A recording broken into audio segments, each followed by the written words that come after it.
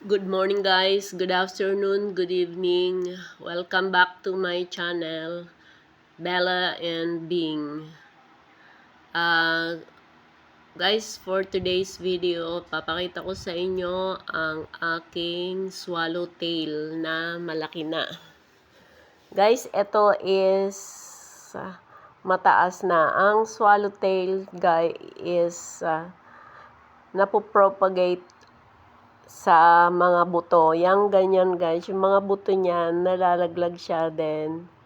Yan yung tutubo na panibagong halaman. Ang ganda ng kanyang dahon. Ang cute-cute na parang butterfly siya na nakabuka or parang ibon siya. Ayan siya guys, oh. Yan ang parteng taas. Pero pagdating sa medyo baba, yung sa pinakapuno siya, hindi siya doon nagkakaroon ng panibagong stem. Doon siya sa bandang taas na. Mataas na siya guys, almost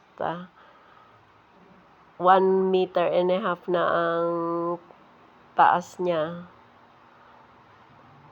Kaya ang ganda-ganda niya tingnan. Ayan siya, oh.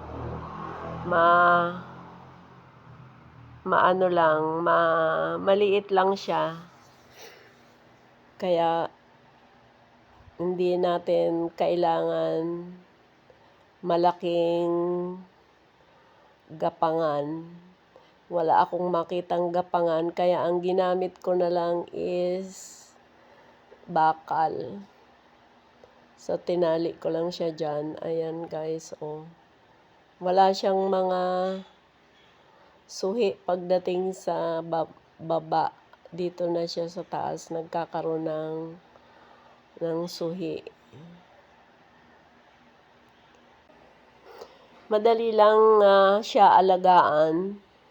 Ano lang, yung didiligin lang natin siya araw-araw. Huwag lang hahayaang matuyo. Kasi, ano din siya, yung parang normal lang siya na halaman na kailangan laging dinidiligan, lalo na pag mainit.